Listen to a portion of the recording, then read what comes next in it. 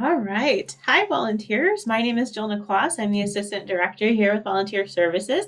And today I have a community volunteer, Maureen Miller, with me, and she's going to help us walk through the CMS COVID-19 vaccination requirement. So, Maureen, thank you for taking the time to do this with us today, since there are a lot of steps Absolutely. involved. So the first thing I'm going to ask you is, what all do you need to get this requirement completed? There's a few things that you'll need. You'll need your cell phone. You'll need your volunteer ID badge, probably pen and paper to take some notes if you need to. You'll need your vaccination record, and you will need access to the email that Jillna sent out. Perfect. And Maureen, can you just let the volunteers know how you got an electronic copy of your vaccination card onto your It computer? was pretty darn hard. I put it on the table, I took a picture of it, and then I emailed it to my email. I opened it up and saved it, and it would either go to downloads or to pictures, kind of depends on how you have your own computer set up. Perfect. So Maureen, I'm going to go ahead and ask you to share your screen and open up the email that I've sent you with the steps that the volunteers will need to complete. Okay. Perfect. So the volunteers, you guys will get an email that looks very similar to this with the steps pretty much laid out for what you'll need, and then what steps you'll need to go through to get things like your Hawk ID and your password, and then eventually how to upload your vaccination information. So Maureen, as long as you have the materials you'll need, we'll go ahead and navigate to the Hawk ID Tools website. If you want to right click and then open the link in a new tab so you can easily access the email I sent you. Perfect. And then you're going to go ahead and select that look up your Hawk ID. And so you'll need your university ID number. And Maureen, do you want to show the volunteers where you found this information? Right on the back of your volunteer card, there's an 8-digit number followed by a 2-digit number. You only need the first 8 digits, and that's your university ID. Perfect. Thank you, Maureen. Mm-hmm. And then Maureen's And then your last name. Yeah. And then your birth date. Perfect. And then Maureen's going to select look up Hawk ID, and her Hawk ID is Moore Miller. So I suggest writing that down because you will need it a few other times. So it'll be easy to remember if you have it written down. So Maureen, once you have that written down, you can go ahead and close out of this tab and navigate to the email I sent you. So Maureen's already done the next step, but what the volunteers will need to do is call the ITS help desk to complete the following. They're going to need to get a password, and they're also going to need to set up Duo security to log into self-service. So what this is going to look like is you're going to call the phone number, which is 319-384-4357.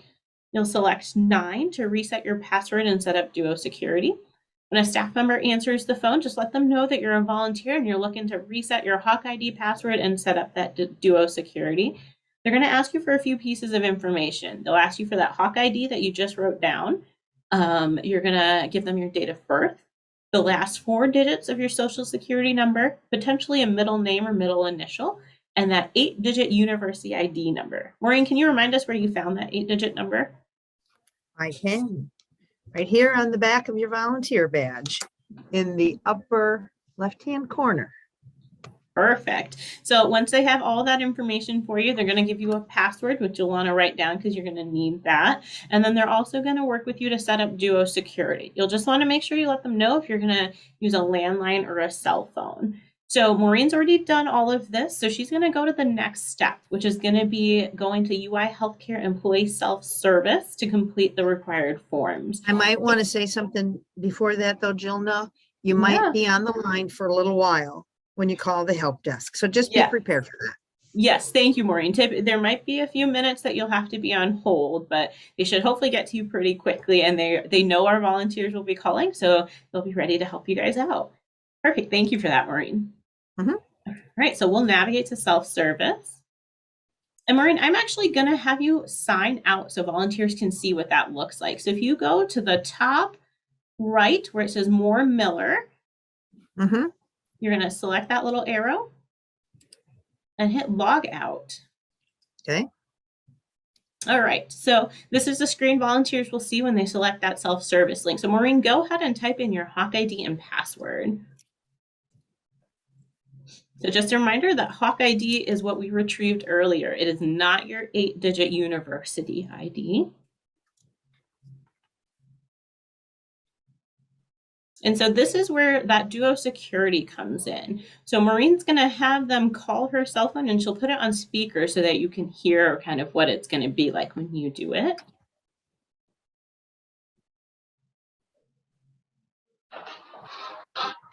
And I love that ringtone.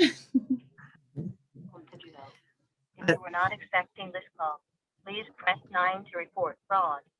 Otherwise, press 1 on your phone to log in. So Maureen dialed 1 and it went ahead and automatically, well, it took her back to the Hawk ID. So let's go ahead and try this again, Maureen. I'm not sure what happened there.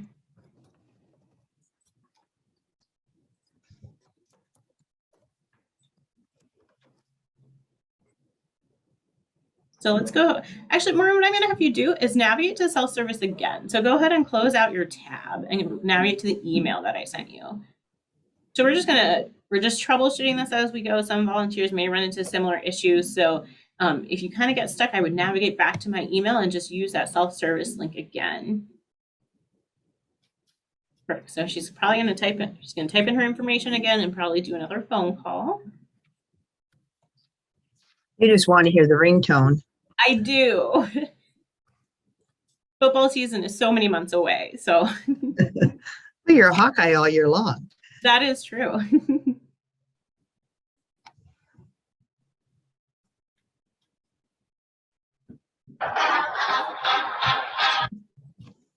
Welcome to Judo.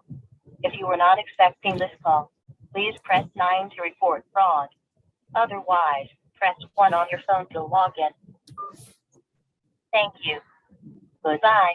Perfect. So that when Maureen pushed 1, you would notice that it went ahead and automatically logged her in. So this is the form that you're going to see when you need to fill out that requirement. So it's going to ask, the first question is the type of vaccination you received. Maureen's going to select that, and then she's going to type in the date of her first vaccination and her second. My vaccination card. Yep, perfect. And they will not ask you information about your booster shot at this time if you received one.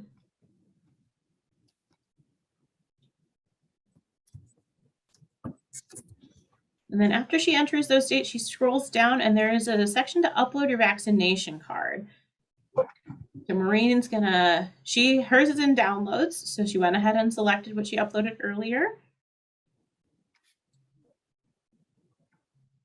And then, so you'll see, it takes a little bit of time to upload your file depending on how large it is, but then it'll show you what you uploaded. And if you click on it, it will show you your card that you uploaded just to make sure that you have the right information. Oops.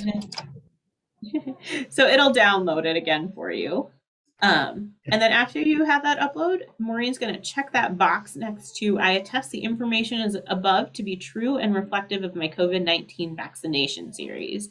I got to get out of this first. I'm always afraid of turning out something else. Oh, no, you're fine. So we can only see your Chrome screen right now. There we go. Perfect. So go ahead and check the box. Here. And then Maureen's going to hit submit.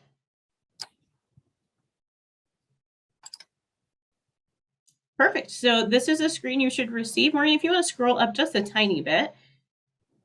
There we go. So now she sees that her record has been processed and saved. It might take a few days to get into our system, but you are now compliant with your CMS requirement, Maureen. So hopefully it wasn't too bad for you, but volunteers can refer to this video as many times as they need to. They can pause through it. And if you still have any difficulties, feel free to just reach out to volunteer services and we can help you out. Maureen, is there anything else you think the volunteers might need to know? Don't be intimidated. It's not as hard as you might think it will be. And Jillna is very helpful. Yes, I'm happy to help anyone out. We have myself as well as some other volunteers that have gone through it and some students that are here to help as well. So once again, Maureen, thank you so much for helping out with this. I'm sure the volunteers will appreciate it. Thanks for asking me to help. Absolutely.